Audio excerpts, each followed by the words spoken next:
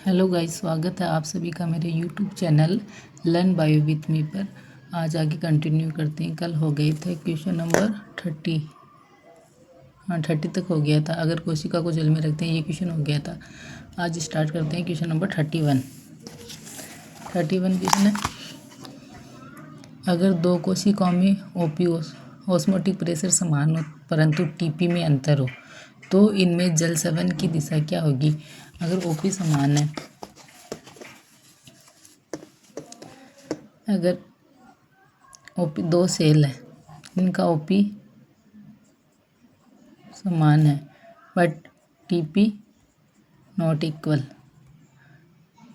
TP not equal, OP समान है तो टीपी मतलब ट्रिगर प्रेशर ज़्यादा, इस सेल का ज़्यादा है, इस सेल का कम है, तो जल सेवन जहाँ पे जिस सेल में ज़्यादा वाटर होगा उससे निकलकर कम, जहाँ पे कम वाटर है वहाँ पे जाएगा, है ना। तो टीपी ज़्यादा से कम की ओर। ऑप्शन देखो, ऑप्शन है कोई जल सेवन नहीं होगा, कम टीपी से अधिक टीपी की ओर, अधिक टीपी से कम टीपी की ओर। ऑप्शन नंबर 3 सही होगा इसका, अधिक टीपी से कम टीपी की ओर। अगला क्वेश्चन देखो, कोशिका में उत्पन्न हाइड्रोस्टैटिक दाब को क्या कहते हैं। हाइड्रोस्टैटिक जल के कारण जो उत्पन्न दाब होता है वो उसको कहते हैं स्फीत दाब, विथी दाब, परासरण दाब या चूषण दाब। बताओ देखिए कौन सा होगा इसमें। इसमें होगा स्फीत दाब, जो ट्रिगर प्रेशर होता है, ट्रिगर प्रेशर वही हाइड्रोस्टैटिक दाब होता है। क्वेश्चन नंबर 33, जब एक कोशिका में जल प्रवेश करता है तो उसके ओपी, टीपी तथा डीपीटी का क्या होगा। जब सेल में जल एंटर करेगा तो ओपी, टीपी और डीपीटी पर क्या प्रभाव पड़ेगा।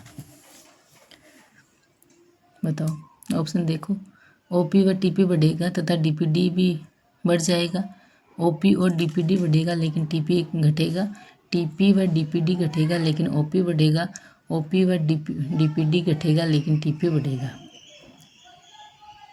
टीपी बढ़ेगा, ट्रिगर प्रेशर बढ़ेगा, टर्जिड होगी ना सेल, टर्जिड होगी सेल। जब सेल के अंदर पानी जाएगा, सेल है, सेल के अंदर पानी जाएगा, देखो ये सेल है, इसमें पानी जाएगा तो ये सेल, इसमें पानी जाएगा तो सेल टर्जिड होगी, टर्जिड होगी तो टीपी बढ़ेगा, टीपी बढ़ेगा तो इसमें क्या होगा। ऑप्शन नंबर ओपी व डीपीडी घटेगा लेकिन टीपी बढ़ेगा। ओपी ऑप्शन नंबर 4 राइट होगा इसका। क्वेश्चन नंबर 34 है, सामान्य परिस्थिति में एक कोशिका के परासरणी दाब का मान कितना होता है। परासरणी दाब का मान कितना होता है। स्फीत दाब के से अधिक, स्फीति दाब से कम, स्फीति दाब के बराबर और शून्य। स्फीति दाब में ट्रिगर प्रेशर से कम होगा, ज़्यादा होगा या फिर शून्य होगा, तो ये होगा इसके बराबर होगा, ट्रिगर प्रेशर के बराबर होता है। टीपी बराबर ओपी होता है ना, ओपी बराबर टीपी, ओपी बराबर टीपी होता है। अगला क्वेश्चन है, एक कोशिका के आकार को कौन सा दाब बनाए रखता है। एक सेल की जो शेप है वो कौन सा दाब उसको बनाए रखता है। परासरणी दाब, स्फीत दाब, चूषण दाब या विथी दाब। तो स्फीति दाब की आंसर नंबर आंसर 2, जो आंसर 2 है वो होगा इसका। स्फीति ट्रिगर प्रेशर के कारण जो सेल की शेप है वो बनी रहती है। अगला क्वेश्चन देखो, 36, संख्यात्मक रूप में परासरणी विभव किसके बराबर होता है। स्फीति दाब के बराबर, विथी दाब के बराबर, परासरणी दाब के बराबर या डीपीडी के बराबर। किसके बराबर होगा। इसका राइट आंसर है परासरणी दाब के बराबर, ओपी के बराबर, ऑस्मोटिक प्रेशर के बराबर। क्वेश्चन नंबर 37, एक मूलरोम कोशिका, वल्कुट कोशिका व पर्णमध्योतक कोशिका की डीपीडी का कौन सा आरोही क्रम सही है। कौन सा आरोही क्रम सही है बताओ इसमें। मोलरॉम, कॉर्टेक्स सेल और मेसोफिल सेल में डीपीडी का क्रम क्या होगा, बढ़ते हुए क्रम में बताना है। तो इसमें होगा मोलरॉम, फलकुट कोशिका और रणमध्य। मेसोफिल सेल में डीपीडी सबसे ज़्यादा होता है मेसोफिल सेल में, उससे कम कॉर्टेक्स सेल में और उससे कम मोलरॉम में। अगला क्वेश्चन देख, इसका आंसर 1, ये आंसर सही है इसका। क्वेश्चन नंबर 1 सही है, ऑप्शन नंबर 1 सही है, सॉरी। क्वेश्चन नंबर 38, जल की गति की दिशा होती है, किस ओर होगी जल की गति? कम ऑस्मोटिक प्रेशर से अधिक ऑस्मोटिक प्रेशर की ओर, कम डीपीडी से अधिक डीपीडी की ओर, उच्च विसरण दाब से कम विसरण दाब की ओर, उपरोक्त लिखित सभी। ये चारों सही है कि इसमें से कौन सा सही है बताओ। ऑप्शन नंबर 4 राइट होगा इसका, ये चारों सही है। मैं बताती हूँ आपको ये कि जल की जो गति है वो किस ओर होती है। देखो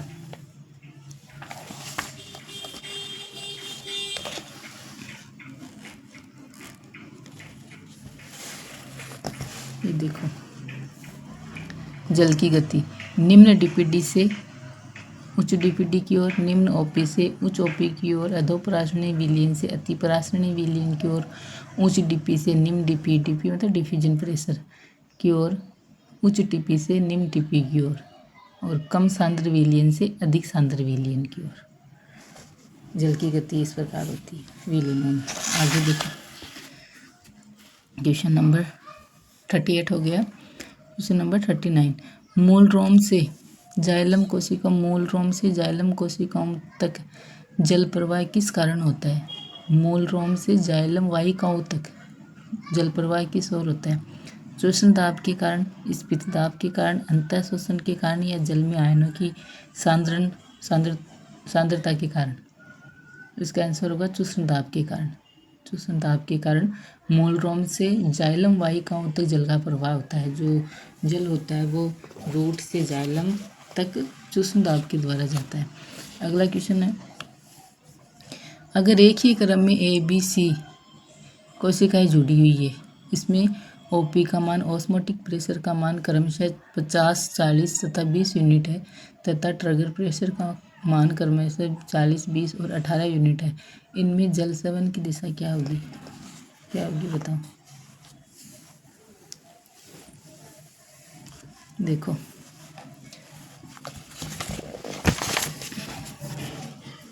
तीन सेल लेते हैं,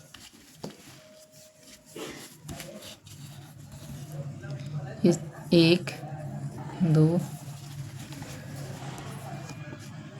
और 3, ये 3 सेल है। इन 3 सेल में ओपी और टीपी, इसकी ओपी है, इसमें ओपी है 50, इसमें है 40 और इसमें है कितनी 20, इसकी 20, और टीपी कितनी है 40, 20 और 18, इसकी 40, इसकी 20 और इसकी 18। डीपीडी, डीपीडी तो पूछा इसमें क्वेश्चन में, क्या पूछा देखो,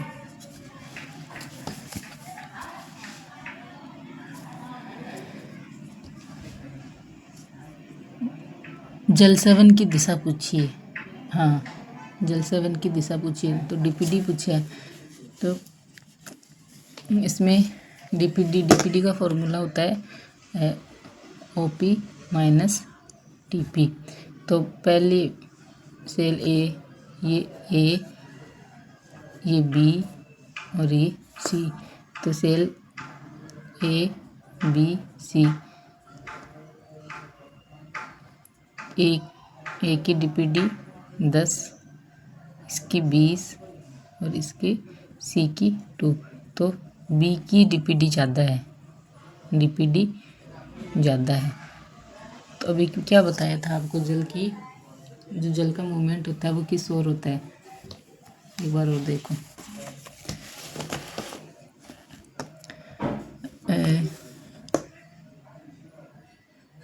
उच्च डीपीडी की ओर, निम्न डीपीडी से उच्च डीपीडी की ओर। तो सेल बी की डीपीडी उच्च है, 20 है ना, देखो 20 है,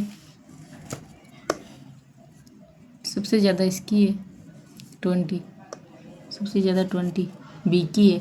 तो हाई डीपीडी से लो डीपीडी की ओर। तो इसमें इससे जल इसमें जाएगा और इसमें जाएगा। ऑप्शन देखो कौन सा होगा।